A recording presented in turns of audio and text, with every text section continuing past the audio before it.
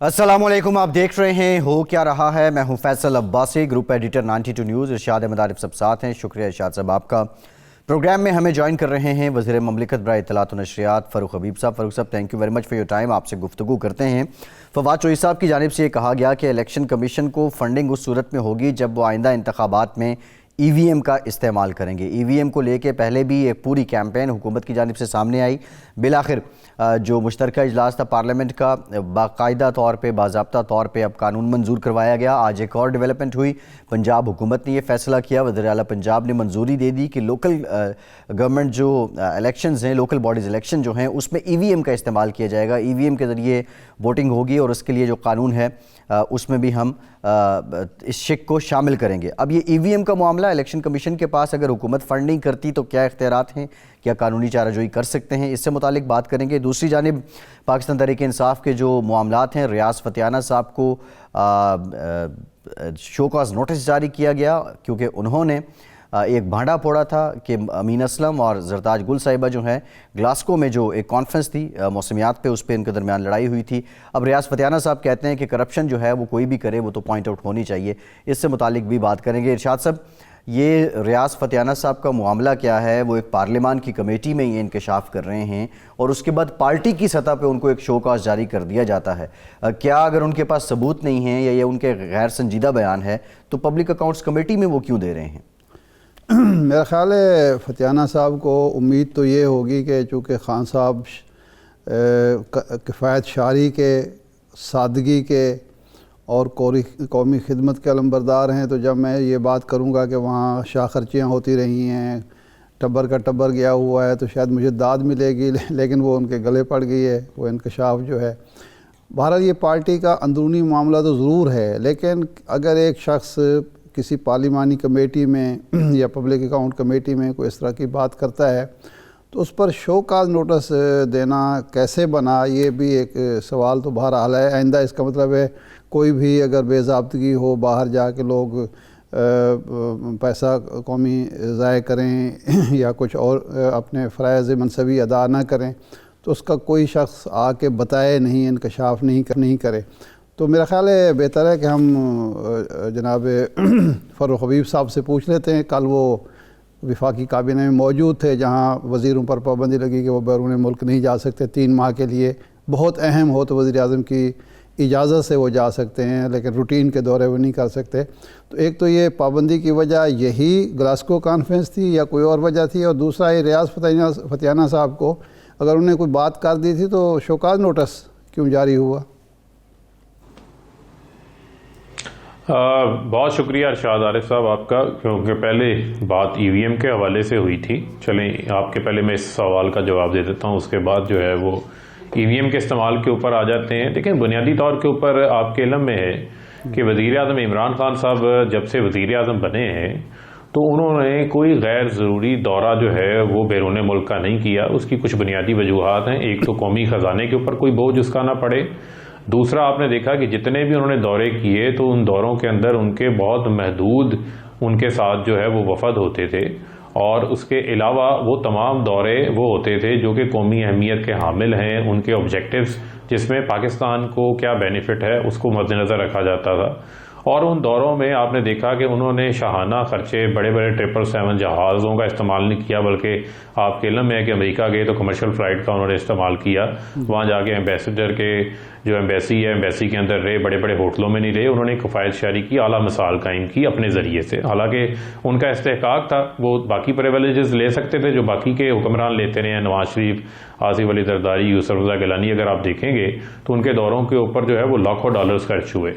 लेकिन बुनियादी तौर के ऊपर जो कल से एक पाबंदी के हवाले से खबर चल रही है, ये डे 1 से वज़ीर आज़म साहब ने एक पॉलिसी बनाई थी कि अगर किसी को भी बैरून मुल्क से किसी वज़ीर को, मिनिस्टर को कोई किसी कॉन्फ्रेंस का दावतनामा आता है या कोई दौरा करना है तो उसकी समरी मूव करती है मुतलका मिनिस्ट्री अप्रूवल के लिए, और वो अप्रूवल जो है वो प्राइम मिनिस्टर ऑफिस देता है, यानी कि वज़ीर आज़म साहब की उसके अंदर کنسنٹ شامل لینا ضروری ہوتی ہے. تو لہٰذا غیر ضروری دوروں کو تو وہ ہمیشہ ڈسکریج کرتے رہے ہیں. تو یہ اسی تناظر کے اندر کوئی بات جو ہے وہ کی گئی ہے. اس میں کوئی ایسی نئی بات نہیں تھی کہ 3 ماہ کے لیے جو ہے وہ پابندی لگا دی گئی ہے, کوئی نہیں جا سکتا. جہاں کوئی ملک کی اہمیت کا معاملہ ہے, جانا ضروری ہے, وہاں پر وہ سمری موو ہوتی ہے. وہی پرانا پروسیس جو پہلے فالو ہو رہا تھا اب بھی وہی فالو ہوگا. اگر کسی کی کوئی نجی امپورٹنس ہے, اہمیت ہے, اس کا بھی وہ پروسیس, اس کو چھٹی لینا پڑتی ہے. پہلے کی طرح نہیں ہو سکتا, نہ کوئی وزراء کو پوچھتا تھا, نہ کوئی وزیر اعظم کو پوچھتا تھا. آپ کے علم میں ہوگا کہ نواز شریف نے درجنوں غیر ملکی دورے کیے جو کہ کئی مہینوں کے اوپر محیط ہیں. 4.25 سال کی جو ان کی حکومت تھی, جب ان نااہلی سے پہلے اگر ان کے دنوں کا آپ اندازہ کریں تو وہ تقریباً کئی مہینوں. نہیں تو فاروق صاحب, کل جو پوسٹ کیبنٹ میٹنگ کے پریس کانفرنس تھی فواد چوہی صاحب کی, تو انہوں نے اس میں یہ کیوں کہا کہ 3 ماہ کے لیے پابندی عائد کر دی گئی؟ نہیں, 3 ماہ کے لیے پابندی کا جو انہوں نے اپنی پریس کانفرنس کے اندر اس طرح کا اظہار نہیں کیا. وزیر اعظم صاحب نے اس کو ری انفورس کیا کہ ہم جو ہے وہ جو غیر ضروری دورے ہیں ان سے اجتناب کریں اور اپنی جو ٹاسک ہیں, جو آپ کی منسٹریز کے کام ہیں, ان کے اوپر فوکس کریں. اور میں سمجھتا ہوں کہ حکومت کے جو ہے وہ تقریباً جو ہے وہ 3.25 سال جو ہے وہ ہو چکے ہیں, اور تمام منسٹریز کو پرائم منسٹر صاحب نے ان کے ٹارگٹس دے رکھے ہیں, ان کے اوپر فوکس کریں. اور اس میں ہمارے جو ایون MNAs ہیں وہ مختلف پارلیمنٹری کمیٹیز کا حصہ ہیں, جس میں بہت سارے ایسے معاملات جو قانون سازی سے متعلقہ ہوتے ہیں.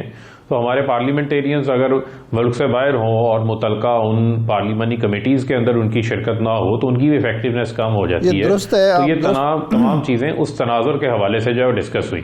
اس کا مطلب ہے کہ کفایت شعاری بھی مقصد ہے اور کام پر توجہ دینا بھی مقصد ہے. لیکن یہ ریاض فتیانیہ صاحب کو کس بات کا شبہ نوٹس ہوا؟ انہوں نے تو جو حقیقت تھی وہ بیان کی.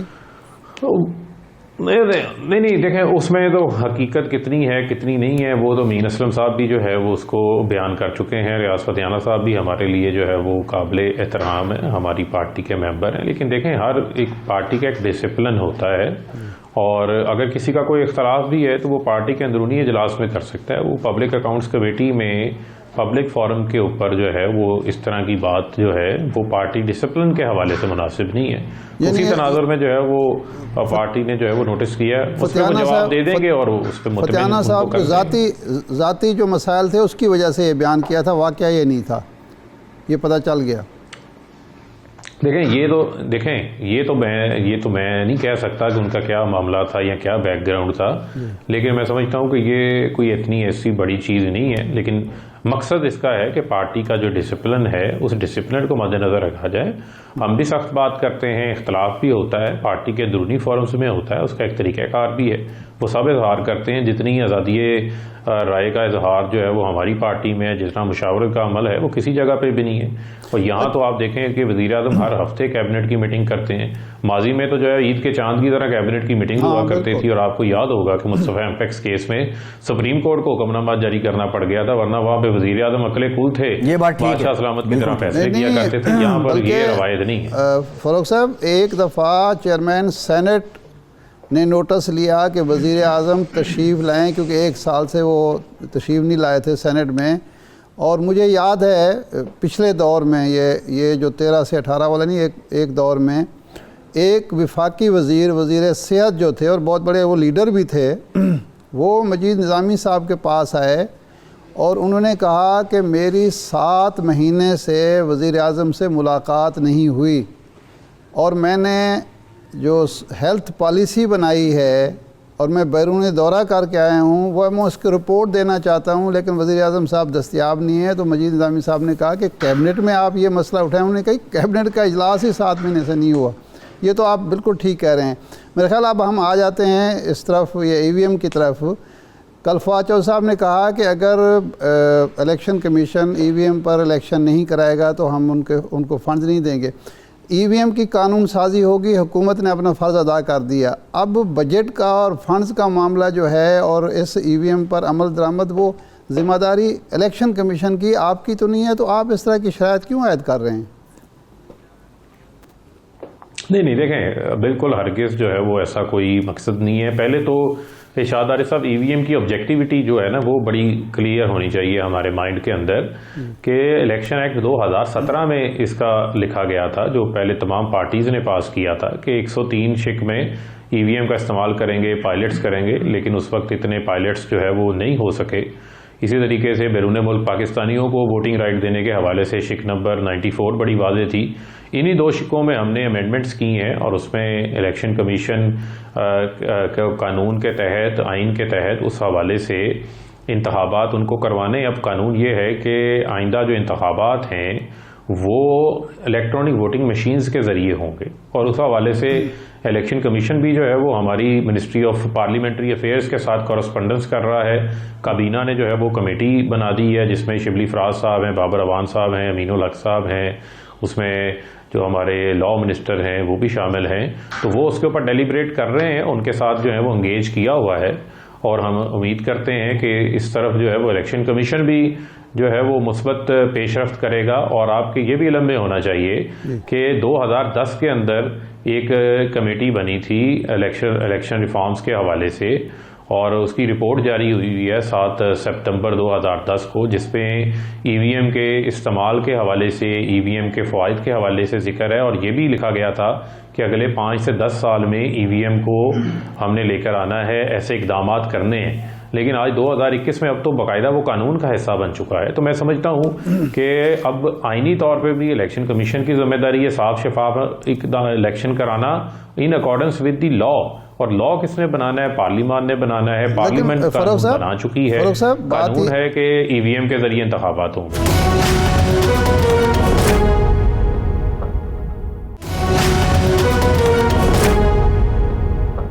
فاروق صاحب، الیکشن کمیشن یہ کہتا ہے کہ ہم نے 2010 کی جو قانون سازی تھی اور 2017 کی جو تھا اس کے مطابق ٹرائل کیا، تو وہ پائلٹ پروجیکٹ کوئی زیادہ کامیاب نہیں ہوا، تو اب یہ آپ الیکشن کمیشن پر چھوڑیں کہ کیونکہ اس کی قانونی اور آئینی ذمہ داری ہے تو وہ کرائے نہ روایتی طریقے سے کرائے، روایتی طریقے سے کرائے۔ مقصد تو انتخابات کا غیر متنازع اور شفاف ہونا ہے۔ اگر اپوزیشن اس کو ماننے کے لیے تیار نہیں بلکہ الیکشن کمیشن کے تحفظات ہیں، تو پھر وہ غیر متنازع شفاف الیکشن تو نہ ہوگا۔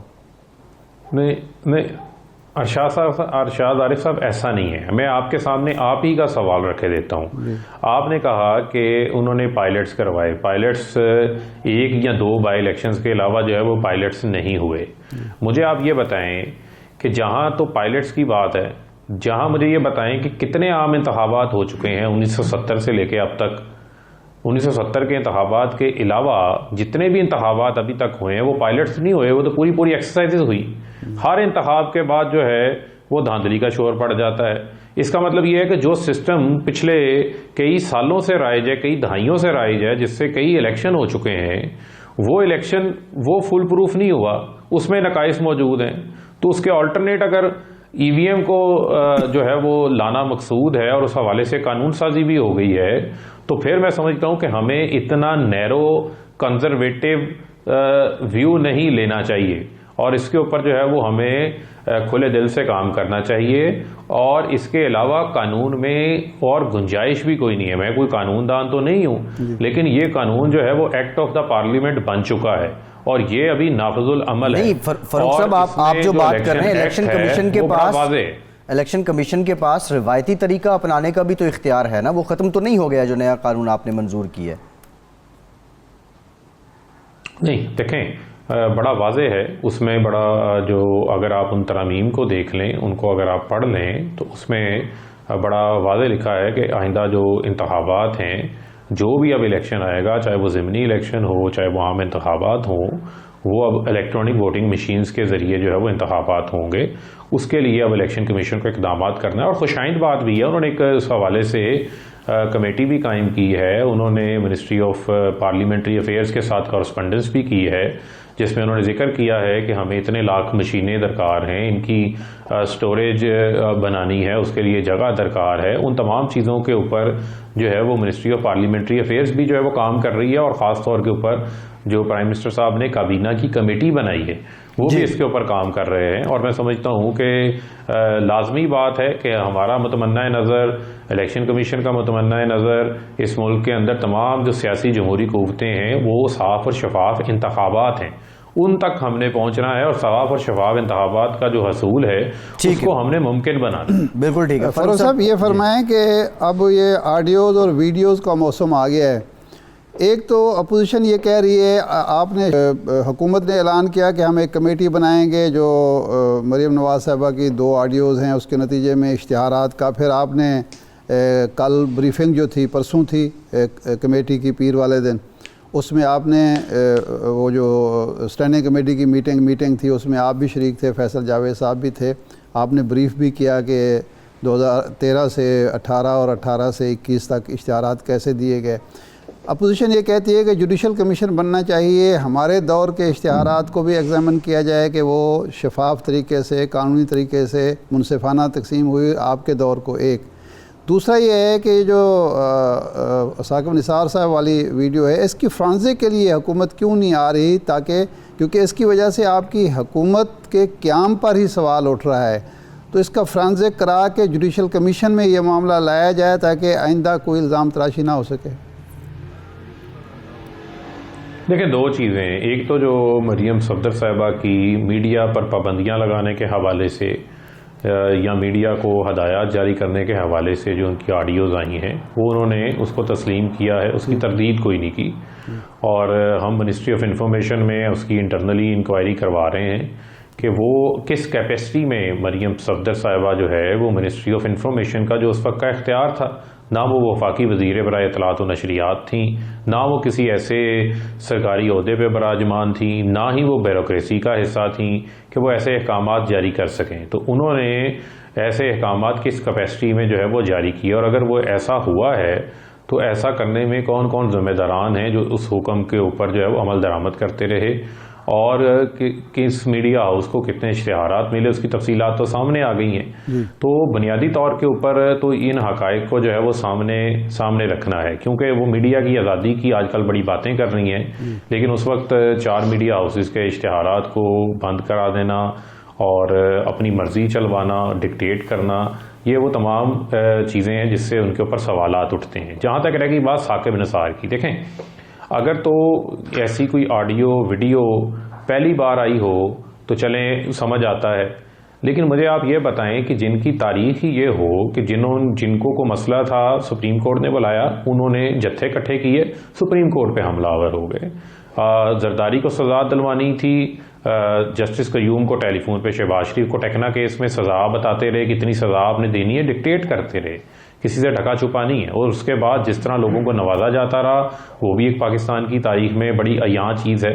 پاناما کیس کا جب معاملہ چل رہا تھا، ججز کو بغض بھرا کہا گیا، اپنے پارلیمنٹیرینز کے ذریعے ان کے بچوں اور ان کے خاندانوں کے لیے، ججز کے لیے زمین تنگ کرنے کی باتیں کی گئی، اور جو طلال چودھری، دانیال عزیز، ان کی جانب سے باتیں کروائی گئی، آج وہ باتیں وہ خود کر رہی ہیں، اور کبھی حلف نامے آ جاتے ہیں، کبھی آڈیوز آ جاتی ہیں، لیکن جو ان کا اپنا اصل کیس چل رہا ہے ارشاد فاروق صاحب، یہ ایک بنیادی سوال ہے کہ آپ ایک آڈیو پہ تو تحقیقات کروا رہے ہیں، دوسری پہ نہیں کروا رہے ہیں۔ اچھا ایک اور سوال، لاسٹ کوسچن ہے فاروق بھائی، لاسٹ کوسچن آپ سے۔ نہیں، ایک آخری پوائنٹ لے لیں نا، آخری پوائنٹ میرا لے لیں۔ دیکھیں اس کا جو بنیادی فورم ہے، دیکھیں اس کا جو بنیادی فورم ہے، یہ کیوں یہ کہتے ہیں کہ جناب آپ فرانزک کرائیں، یہ فرانزک تو انہوں نے خود کروایا ہوا ہے، یہ کہہ رہے ہیں، اور مجھے لگتا ہے پیسے بھی انہوں نے خود ہی ادا کیے ہوئے ہیں، یہ عدالتی ریکارڈ کا اس کا حصہ بنا ہے نا۔ جی بالکل ٹھیک ہے، یہ سوال ہم سے پوچھتے ہیں، چل رہا ہے، بالکل اس میں اپیلیں چل رہی ہیں، تو علیحدہ کمیشن بنانے کی کیا ضرورت ہے؟ آپ وہیں جمع کریں، وہیں پہ جا کے آپ ثابت کریں، آپ اس کا بینیفٹ لینا چاہتے ہیں آپ بینیفٹ لیں، کیوں نہیں لے رہے آپ؟ آخری سوال آپ سے فاروق صاحب، چور ہے، عالمی منڈی میں تیل سستا ہو گیا اور پاکستان میں قیمتیں برقرار ہیں، تیل مہنگا ہوا، اس وقت تو جو پاکستان میں قیمت ہے وہ اوپر جاتی رہی، تو کیا یہ آئی ایم ایف کے ساتھ جو معاہدہ ہے اس میں جو شرائط ہیں اس کو مد نظر رکھتے ہوئے قیمتیں برقرار رکھی گئی ہیں، ٹیکس میں اضافہ کر دیا گیا ہے؟ انڈیا نے 2 بار قیمتیں کم کی ہیں۔ نہیں دیکھیں بنیادی طور پہ ذرا آپ سمجھ لیں تھوڑا سا، دیکھیں جب آپ کہہ رہے ہیں نا کہ عالمی سطح پہ جب قیمتوں کا اضافہ ہوتا جا رہا تھا تو آپ نے کیوں اضافہ نہیں کیا، اس کو تھوڑا فیکچولی کلیئر کر لیتے ہیں۔ نہیں، آپ نے جب کیا، عالمی سطح آپ نے کیا سر، آپ نے کیا جا رہا تھا، جی جی سن تو لیں نا، اب میری بات بھی تو سن لیں نا. آپ کی بات آدھی درست ہے لیکن آدھی مجھے بھی تو بتا لینے دیں. جب ہمارے پاس گنجائش تھی تو ہم پیٹرولیم لیوی کو کم کرتے کرتے صفر پہ بھی لے آئے تھے. ہم اس وقت پریشر پاس آن نہیں کر رہے تھے اور ہم نے سیلز ٹیکس کو بھی کم کیا. جب ہمارے پاس ٹیکسز میں کمی کی بھی گنجائش ختم ہو گئی اس وقت ہم نے اضافہ پاس آن کیا اور وہ اضافہ ہوش ربا تھا. 100% اضافہ ہو گیا تھا، $42 سے $85 پہ چلے گئی تھی. ابھی جو قیمتیں واپس آئی ہیں، نیچے آنا شروع ہوئی ہیں، وہ ٹرینڈ پچھلے ایک ہفتے سے آنا شروع ہوا ہے. اور جو پی ایس او پیٹرول خریدتا ہے وہ 15 دن کی اس کی ایڈوانس جو ہے اس کی پروکیورمنٹ ہوتی ہے. تو اس کا جو اثر آئے گا یہ جو اگلی 15 دسمبر کی ہماری قیمتوں کا تعین ہوگا اس میں آئے گا اور اس میں آپ کو کمی کا بھی رجحان جو ہے وہ واضح نظر آ جائے گا. تو اگر آپ اس کو ایکسپیکٹ کریں کہ ابھی فوری پہ اس کا اثر آ جاتا آپ تو وہ قوم کو ممکن خوشخبری سنا رہے ہیں کہ 15 دن کے بعد پیٹرول کی قیمتیں کم ہوں گی. یقیناً اگر عالمی سطح کے اوپر اسی طریقے سے پیٹرولیم قیمتوں میں جو تنزلی کا رجحان قائم رہا، کمی کا رجحان قائم رہا، تو اس کا بینیفٹ وزیر اعظم عمران خان صاحب پاکستان کی عوام کو پاس آن کریں گے. جی ٹھیک ہے، بہت اور یہ بھی شکریہ. ہم نے پاس آن کیا ہے. یہاں بھی ارشاد علی صاحب قیمتیں برقرار رکھ کے بھی پاس آن کیا ہے ہم نے. ٹھیک ہے، اگر پیٹرولیم لیوی اس طرح 145 میں ایڈ کر دیتے تو وہ 149 قیمت ہو جاتی، وہ بھی ہم نے ایڈ آن کی ہے. بالکل ٹھیک ہے. فاروق حبیب وزیر برائے اطلاعات و نشریات ہمارے ساتھ موجود تھے. تھینک یو فاروق صاحب. آپ کے وقت کا گنجائش ابھی نہیں ہے، یہ کہہ رہے ہیں کہ جب گنجائش تھی تو تب ریلیف دیا. ایک بریک لیتے ہیں، بریک کے بعد مزید بات کرتے ہیں.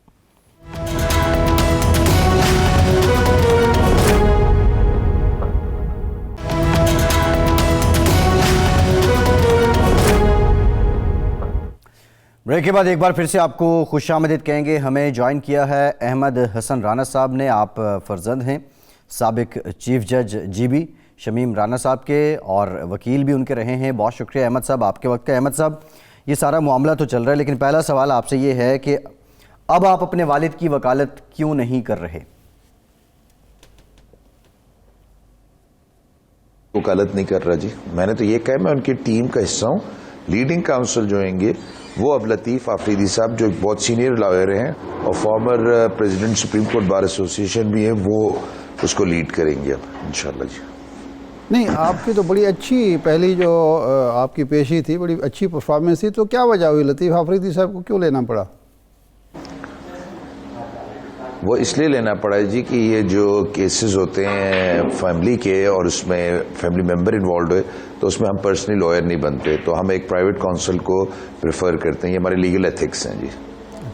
آپ نے پہلا جو آپ کا ٹی وی انٹرویو تھا آپ نے فرمایا کہ جو چھپا ہے حلف نامہ میں اس کے ساتھ سٹینڈ کرتا ہوں، لیکن کل رانا صاحب آپ کے والد گرامی نے کہا کہ نہیں جی مجھے تو اس کا علم نہیں ہے، اور وہ چھپنے کے بعد جو جرنلسٹ ہیں انہوں نے رابطہ کیا، مجھ سے تصدیق کی، تو اور میں تو دیکھا بھی نہیں ہے ابھی تک. تو آپ نے جب یہ بات کی تھی آپ کے علم میں وہ حلف نامہ نہیں تھا یا آپ رانا صاحب کے علم میں نہیں تھا؟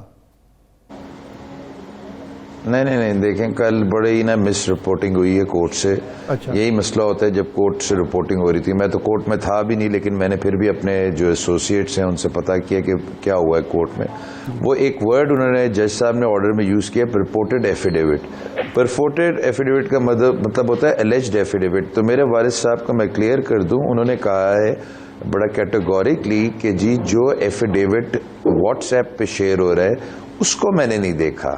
آبویسلی جو ایفیڈیوٹ میرے والد صاحب نے سوان اور ایگزیکیوٹ کیا انگلینڈ میں وہ تو انہوں نے دیکھا ہے، تو وہ تو انہوں نے خود بنایا. سوری تو نہیں جو شائع ہوا ہے اس کو تو انہوں نے ڈینائی کیا. تو یہ وہ آپ درست ہیں، ہم جو کہہ رہے ہیں انہوں نے کہا جو شائع ہوا انہوں نے نہیں دیکھا ابھی تک. انہوں نے جو جی واٹس ایپ پہ جو سرکولیٹ ہو رہا ہے انہوں نے نہیں دیکھا، انہوں نے یہی کہا ہے جی. بالکل نہیں انہوں نے جب یہ کہا کہ جو شائع ہوا ہے میں نے دیکھا، تو پھر وہ تصدیق کس بات کی انہوں نے کی کہ ہاں یہ میرا ہے یا میں نے حلف نامہ دیا ہے؟ یہ تو انہوں نے تسلیم کیا کہ میں نے تصدیق کی. جب میڈیا والے میری بات تو سن لیں, میڈیا میں اکثر کہا ہوتا ہے کہ کچھ فیکٹس ڈسٹارٹ بھی کر دی جاتے ہیں. انفارچونیٹلی اس بار کچھ ایسا نہیں ہوا, کیونکہ مجھے جہاں تک ایفیڈیوٹ کے جو کنٹینٹس ہیں وہ سیم ہیں, اور میں نے پڑھ کے سنا بھی دیا کاشف عباسی صاحب کے پروگرام میں کہ یہ کنٹینٹس ہیں, اور ان کو وی انڈورس بائی, کہ جس میں انہوں نے کہا ہے کہ جی میں نے یہ بات انہیں کہتے ہوئے سنا کہ جی مریم نواز اور نواز شریف صاحب کی بیل ڈکلائن ہونی چاہیے. اس حد تک اچھا یہ فرمائیں کہ یہ رانا صاحب کہتے ہیں آپ کے والد گرامی کہ یہ میں نے نہیں لیک کیا, میں نے نہیں دیا, تو یا ان کے پاس یہ ہوگا یا آپ کے جو ان کے پوتے ہیں ان کے پاس ہوگا, تو یہ اخبار نویس کے پاس پہنچے تو اس کا مطلب ہے شریف خاندان کی طرف سے ہو سکتا ہے. تو یہ کوئی مس ٹرسٹ ہے, یہ کیا معاملہ ہے کہ کہاں سے لیک ہو گیا, آپ نے کیا گیس کیا؟ دیکھیں کل سے ابھی تک یہ تو کلیریفائی نہیں ہو سک رہا کہ گرینڈ سن نواسا بھی ہوتا ہے. ان کے جو پوتے ہیں وہ ایک ہی ہیں, کیونکہ بیٹا میں ایک ہی ہوں, تو پوتا دو ہیں ماشاءاللہ سے, اور وہ دونوں کراچی میں ہیں. جی وہ نواسے ہیں, وہ ان کے نواسے جو ہیں وہ انگلینڈ میں باہر کر رہے ہیں, تو وہ وہاں مقیم ہیں لنڈن میں. تو انہوں نے لنڈن یا دوسرا شاید ایک شہر ہے لنڈن میں ہی ہے جی, تو وہاں وہ مقیم ہے. تو انہوں نے ان کے پاس اگر انفارمیشن ہے تو وہ وہی بتا سکتے ہیں, مجھے اس کے بارے میں کچھ نہیں پتا جی. اچھا مجھے بتایا یہ احمد حسن صاحب جو بنیادی طور پہ حکومت کہہ رہی ہے وہ یہ کہہ رہی ہے, فواد چوہی صاحب نے بھی کہا کہ یہ نواز شریف صاحب کے ذریعے جو ہے وہ پہنچا ہے اخبار نویس تک, پھر پبلک ہوا. نون لیگ کے ساتھ آپ کے والد کی یا آپ کے خاندان کی اگر وابستگی ہے تو وہ کس حیثیت میں ہے, کس نوعیت کی ہے؟ دیکھیں جی, وابستگی میں پہلے بھی بتا چکا ہوں اور بڑا کلیئر بتا چکا ہوں کہ میرے والد صاحب پہلے پی ایم ایل ان کے وائس پریزیڈنٹ بھی رہ چکے ہیں, لیکن وہ جج بننے سے پہلے جب وہ ہائی کورٹ کے ہی پروسیکیوٹر جنرل سندھ بنے تھے, اس دن سے ان کی جتنی وابستگیاں تھیں وہ ختم ہو گئی تھیں, ایون اپنی کلائنٹس کے ساتھ بھی. انہوں نے مجھے کہا کہ جی this is it, now you take over the office. اس کے بعد ان کا ایک بڑا لمبا سفر شروع ہوتا ہے, جو ہائی کورٹ سندھ کے جج بنے, پھر اس کے بعد وہ پریس کاؤنسل کے چیئرمین بنے, پھر اس کے بعد ایلیویٹ ہوئے پریس کاؤنسل آف چیئرمین سے ڈائریکٹ وہ گئے supreme appellate court Gilgit Baltistan. وہاں 3 سال انہوں نے کام ڈٹ کے کیا الحمدللہ. سپریم کورٹ گلگت بلتستان میں آپ جائیں اور وہاں جا کے ان کا پوچھیں انہوں نے کیا کیا کارنامے کیے ہیں, تو آپ کو پتہ چلے گا. وہاں کے لوگ انہیں دعائیں دیتے ہیں الحمدللہ. اور پھر جہاں تک بات ہے کہ اس کے بعد اب وہ وائس چانسلر ہیں, اور وائس چانسلر کی جو تنخواہ ہوتی ہے یہ بھی میں بتا دوں, یہ بھی آپ سلوا کریں, یہ سب کچھ ان اکارڈنس وتھ لا ہوتی ہے. جن لوگوں کو لا کا نہیں پتا, I am really sorry, I feel sorry for that, کہ جا کے پہلے پتہ تو کریں. وہ کہہ رہے ہیں کہ جو ان کی تنخواہ, ان کو حد سے زیادہ تنخواہ ہے 29 لاکھ. بھائی کون سے 29 لاکھ ہیں, وہ مجھے بھی لا کے دکھا دیں. ان کی 17 لاکھ تنخواہ ہے یا وہ اتنی تنخواہ ہے, اور اس میں سے ان کے 5 لاکھ روپے تو ان کے ٹیکس میں کٹ جاتے ہیں. تو از اے ویری 5 لاکھ تو مہینے کا ٹیکس دے رہے ہیں گورنمنٹ کو, تو گورنمنٹ کو تو خوش ہونا چاہیے کہ is one of the highest. 17 lakh لے رہے ہیں, 5 کو ملٹیپلائی کر دیں 12 سے تو 60 جی 17 لاکھ تنخواہ ہے ان کی, جہاں تک میرے علم میں. نہیں ہمیں تو اس پر اعتراض نہیں ہے, 29 ہو یا 17 ہو, وہ نہیں. سوال یہ ہے کہ ایک وائس چانسلر ہیں پاکستان کے یونیورسٹی کے, سابق جج ہیں گلگت بلتستان کے, وہ اپنا حلف نامہ لندن میں لاکر میں کیوں رکھتے ہیں؟ کیا پاکستان میں وہ اپنے آپ کو یا اپنے کسی دستاویز کو محفوظ نہیں سمجھتے؟ نمبر 1, کیا وہ یہ نہیں چاہتے کہ ان کی زندگی میں یہ حلف نامہ سامنے آئے, اس لیے وہ لاکر میں رکھ رہے ہیں؟ دیکھیں جی, پاکستان میں ان کو سچ بولنے کا اتنا خمیازہ بھگتنا پڑ رہا ہے کہ لوگ ان سے سوال کر رہے ہیں آپ نے 3.5 سال بعد سچ کیوں بولا ہے, تو ادھر کیسے رکھ سکتے تھے؟ ان کو کسی پہ ٹرسٹ ہی نہیں تھا کہ ادھر رکھیں. تو انہوں نے اگر بہتر سمجھا ہے, یہ سوال تو ایسے ان سے ہونا چاہیے, انہوں نے میرے خیال سے بہتر سمجھا کہ وہاں ایک سیف جگہ ہے, وہاں جو ٹاکرز ہیں وہ سیف ہے, تو انہوں نے وہاں رکھ دیا. اس میں کیا ایسی کوئی بات ہے؟ وہاں سے بھی تو نکل آیا نا احمد صاحب, وہ کتنا سیف تھا. دوسرا یہ بتائیں, یہ حلف نامہ رکھنے کی یا یہ دینے کی ضرورت کیوں پیش آئی, یہ کس مقصد کے لیے تھا؟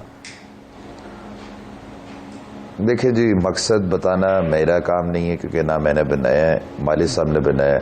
یہ سوال آپ ہم سے کریے گا please, with all due respect. یہ ٹھیک ہے, آپ درست فرما رہے ہیں, میں نے ایگزیکیوٹ کیا. لیکن ایک سوال تو آپ سے ہو سکتا ہے نا کہ اس کے ڈانڈے چونکہ ملتے ہیں نواز شریف صاحب کے کیس سے اور مریم نواز صاحبہ کے کیس سے, اور اگر یہ حلف نامہ درست ہے اور رانا شمیم صاحب کے سامنے یہ ساری گفتگو ہوئی, لیکن साकिब निसार साहब कहते हैं बिल्कुल ऐसी तो मेरी गुफ्तगू ही नहीं हुई है और मैं उनके सामने बैठ के इस तरह की गुफ्तगू क्यों करूँगा, और ये 3 साल बाद वाली जो बात आपने ख़ुद भी कही है कि 3.5 साल बाद क्यों हो रहा है, ये सवाल तो बहरहाल बनता है ना कि लंदन जाना, लंदन में हल्फनामा नोटरी पब्लिक से उसको ऑथेंटिकेट कराना, वहाँ लाकर में रखना और 3 साल बाद ये सारा कुछ करना, तो इसका कोई ना कोई तो लिंक नवाज शरीफ साहब के केसेस से, नवाज शरीफ साहब की ज़ात से बनता है ना जी। देखिए जी, नवाज शरीफ साहब का तो उसमें नाम है एफिडेविट में, और मरीम नवाज का भी नाम है, तो ताल्लुक तो है। इसके अलावा कोई सवाल आपका बनता तो पूछ लें। ताल्लुक तो ये आपने फरमाया अपने प्रोग्राम में कि सदर भी आपके वालिद गिरामी बन सकते हैं, तो नवाज शरीफ साहब ने कोई यकीन दहानी उनको कराई कि आपकी खिदमात जो कौमी खिदमात हैं और आप जमात के साथ? मैं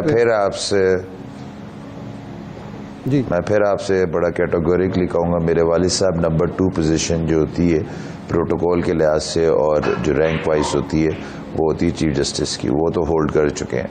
अब एक प्रेसिडेंट की सीट रहेगी जिसके लिए उनके पूरे क्राइटेरिया पे उतरते हैं, एज भी है उनकी, एक्सपीरियंस भी है, नॉलेज भी है, मुसलमान भी हैं, तो वो क्यों नहीं बन सकते? मैं आपसे सवाल करता हूँ।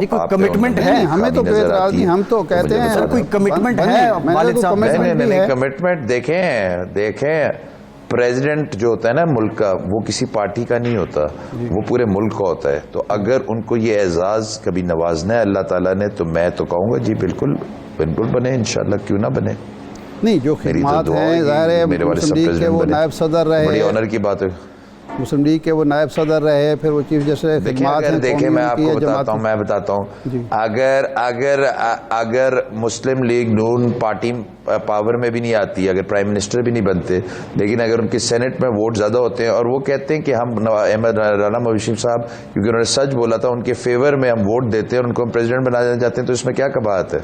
नहीं, कोई बात नहीं, मतलब मैं यही कह रहा हूँ कि इसका मतलब है कोई कमिटमेंट है। अब ये फरमाया कि 4 तारीख को असल हल्फनामा आप पेश कर रहे हैं अदालत में?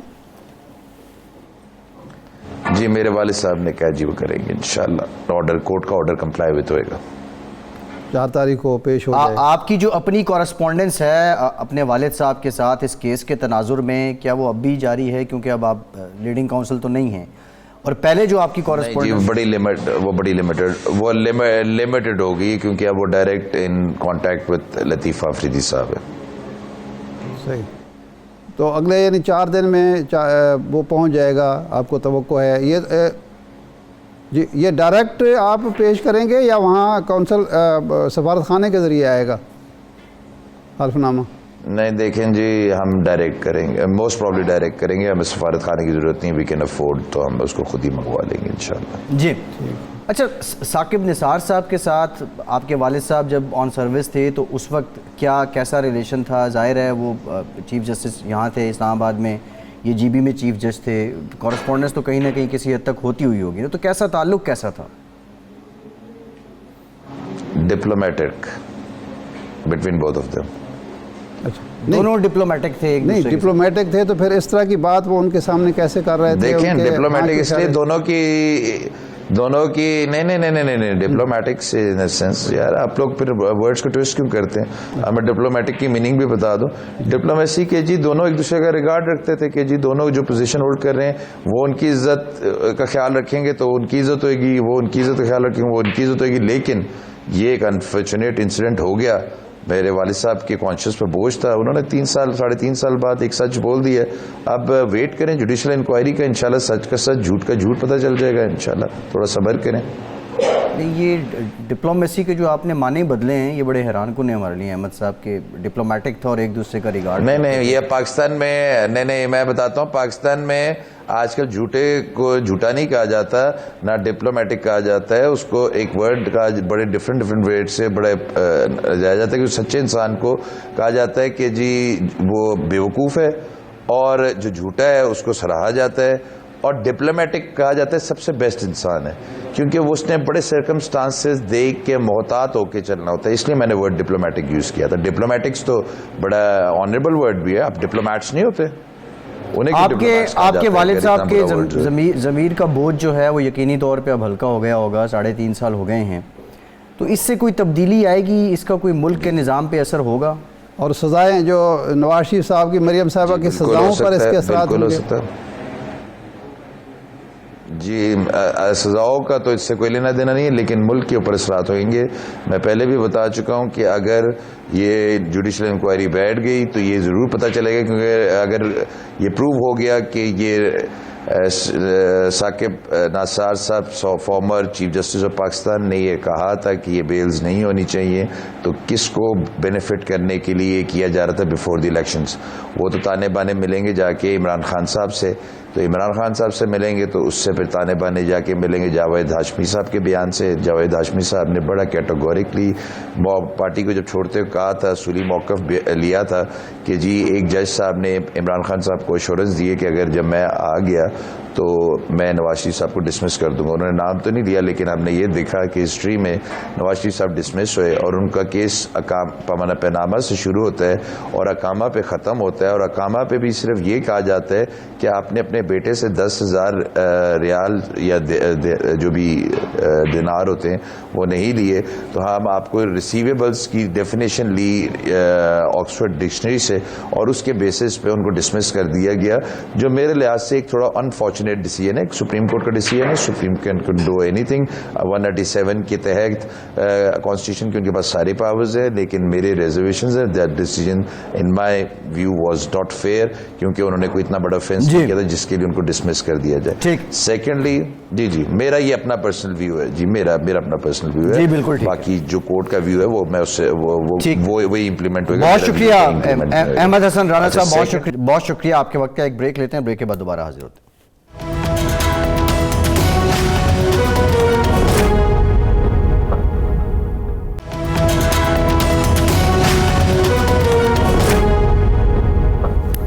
بریک کے بعد ایک بار پھر سے آپ کو خوش آمدید کہیں گے۔ تو ارشاد صاحب، مستقبل کے صدر پاکستان کے فرزند، کیا ہم یہ سمجھ لیں کہ ہم سے مخاطب تھے؟ ہاں بالکل، دیکھیں نا جی، انہوں نے خواب دیکھا ہے اور ان کو یقین ہے 100% کہ وہ خواب پورا ہوگا اور وہ صدر پاکستان بنے۔ اور کمال کی بات ایک اور انہوں نے کی ہے، یہ اسسٹنٹ ایڈوکیٹ جنرل پنجاب کے رہے ہیں نواز شریف صاحب کے دور میں، اور انہوں نے کہا ہے کہ اگر سینٹ میں اکثریت ہو مسلم لیگ نون کی تو وہ صدر بنا سکتی ہے، یعنی قومی اسمبلی میں اکثریت لینا یا مسلم لیگ نون کی حکومت کا آنا ضروری نہیں ہے، وہ سینٹ کی اکثریت کی بنیاد پر بھی صدر بنا سکتے ہیں ان کے والد کو۔ تو میرا خیال ہے کہ صدر وہ سینٹ میں تو پچھلے سال تک اکثریت تھی اس کی، وہ مل کے بنا سکتے تھے لیکن شاید نہیں کیا، لیکن آئندہ دیکھیں کب اکثریت آتی ہے۔ وہ ارشاد صاحب ایک ٹیکٹک بھی ہے احمد حسن رانا صاحب کی جانب سے، جتنے انٹرویوز انہوں نے پہلے بھی دیے وہ سبسٹینس پہ ظاہر بات تو نہیں کرتے اور وہ ان کو کرنی بھی نہیں چاہیے، معاملہ سب جوڈس ہے، لیکن وہ جو آ کے ایک زوم آنی بات کر جاتے ہیں، جس طرح ابھی انہوں نے سلسلہ کہاں سے کہاں جوڑا اور پھر جاوید ہاشمی صاحب تک لے کر چلے گئے اور پھر وہ نون لیگ کے ساتھ وابستگی ماضی میں ظاہر کرتے ہیں، اب نہیں کرتے۔ حکومت جو کہہ رہی ہے کہ یہ وایا نواز شریف صاحب ہو رہا ہے، حکومت کی دلیل میں کتنا وزن ہے؟ دیکھیں جی، 2-3 چیزیں ایسی ہیں جس کا جواب نہ ان کے والد دے سکے ہیں، نہ یہ دینا چاہتے ہیں، نہ دے پا رہے ہیں۔ وہ یہ ہے کہ حلف نامہ امریکہ سے برطانیہ سے نہیں، یہ جو جج صاحب تھے، سابق جج صاحب، یہ امریکہ میں تھے، پاکستان میں فوتیدگی ہوئی ان کے خاندان کی، یہ 6 تاریخ کو واپس آنے کی بجائے لندن چلے گئے، وہاں تجہیز تکفین میں شرکت کی بجائے وہاں لندن چلے گئے، وہاں جا کے انہوں نے حلف نامہ ریکارڈ کرایا، اس کو سیل کیا، اس کے بعد اس کو اتنا سیل اور اتنا محفوظ کیا کہ وہ ان کے آنے سے پہلے لاہور پہنچ گیا یا اسلام آباد پہنچ گیا اور اخبارات میں چھپ گیا۔ نمبر 1 تو یہ ہوا۔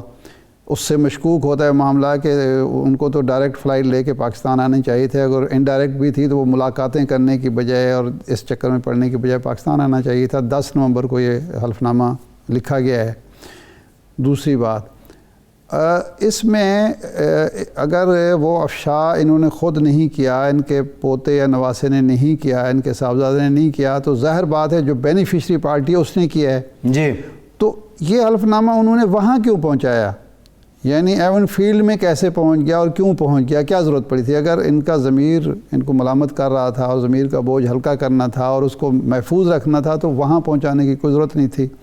تو اس کا مطلب ہے کہ کوئی نہ کوئی دال یہ میں تو کالا ارشاد تو صاحب ہے۔ اسٹیبلش نہیں ہوا نا کہ وہ ایون فیلڈ پہنچ چکا ہے، وہ کہ بینیفیشری پارٹی تو ایون فیلڈ ہی ہے، وہی ایون فیلڈ والے ہی ہیں، لیکن یہ اسٹیبلش تو نہیں ہوا کہ وہ وہاں پہنچے نا۔ ہم تو ان کے بیان کی روشنی میں جو ہے اپنے قیاس کے گھوڑے دوڑا رہے ہیں کہ اگر انہوں نے نہیں دیا، ان کے خاندان کے کسی فرد نے نہیں دیا، تو وہ جو نوٹری پبلک ہے انگریز وہ تو نہیں دے گا، ظاہر بات ہے پھر جو بینیفیشری پارٹی ہے وہی دے گی، جن سے یہ تعلق بھی۔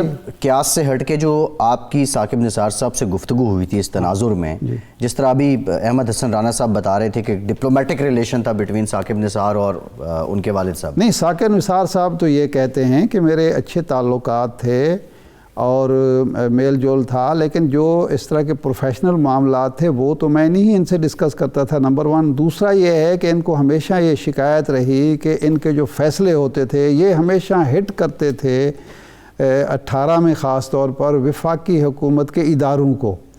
مثلا انہوں نے کہا کہ وہاں جتنے پی ٹی ڈی سی کے موٹیل اور ریسٹورانٹ وغیرہ، وہ ہوٹل وغیرہ ہیں، وہ سارے کے سارے اسکاؤٹس کے حوالے کر دیے جائیں۔ پی آئی اے کے سروس ناقص ہے تو ایک پرائیویٹ کمپنی کو کہا کہ تم اپنی سروس چلا لو۔ تو میں جب وہ میرے پاس آتے تھے تو میں ان کو روک لیتا تھا، ان کو ہولڈ کرتا تھا اور ریمارکس بھی دیتا تھا، آبزرویشن دیتا تھا، جس کی وجہ سے یہ ان کو ایکسٹینشن نہیں مل سکی۔ اور ایکسٹینشن جب نہیں ملی تو جب ان کی بیگم صاحبہ کا انتقال ہوا، ان کے بقول میں نے فون کر کے تعزیت کی تو یہ اتنا ناراض تھے مجھ سے، برہم تھے کہ بجائے تعزیت وصول کرنے کے انہوں نے گلہ شکوہ شروع کر دیا کہ آپ کی وجہ سے میری ایکسٹینشن رک گئی، یہ ہو گیا وہ ہو گیا۔ میں نے کہا کہ میں نے جو ہماری بھابھی صاحبہ تھیں ان کے انتقال پر آپ کو تعزیت کے لیے فون کیا۔ یہ ثاقب نثار صاحب کا موقف ہے۔ ہاں، انہوں نے یہ کہا۔ اچھا، اور یہ گلے شکوے کا موقع نہیں ہے، اس وقت تو میں آپ سے تعزیت کرنا چاہتا ہوں۔ ارشاد صاحب ایک سوال یہ ہے، حکومت کو اگر ہم دیکھیں وہ سیاسی باتیں تو کر رہی ہے، جس میں فواد صاحب نے کل بھی بات کی، وہ اس کو نون لیگ سے بھی منسوب کر رہی ہے، مریم صاحبہ کی آڈیو پہ وہ اپنی ایک انٹرنل انکوائری بھی بلا رہے ہیں۔ ظاہر ہے حکومت کا اس میں نام تو ہے، لیکن حکومت اس کا خود اس کی تھرڈ پارٹی انکوائری یا تھرڈ پارٹی کیوں نہیں کروا دیتی؟ میرا خیال ہے اس کا تو وہ جواب دے گئے ہیں فاروق حبیب صاحب۔ میرا جو کنسرن ہے وہ جو کل ایک تصویر شائع ہوئے، صدر پاکستان علوی صاحب نے اپنے صاحبزادے کی جو ایک ایم او یو سائن ہوا ہے امریکن فرم کے ساتھ، وہ کہ گورنر ہاؤس کراچی میں ہوا ہے۔ میرا خیال ہے صدر پاکستان کو اس طرح کے تقریبات میں شریک نہیں ہونا چاہیے اور انہوں نے وضاحت جاری کر دی ہے کہ وہ ناقص جگہ کا انتخاب ہو گیا، یہ صدر پاکستان نے اس پہ تسلیم کیا ہے۔ ارشاد صاحب، پروگرام کا ٹائم ختم ہو گیا، بہت شکریہ آپ کا، اجازت دیجیے۔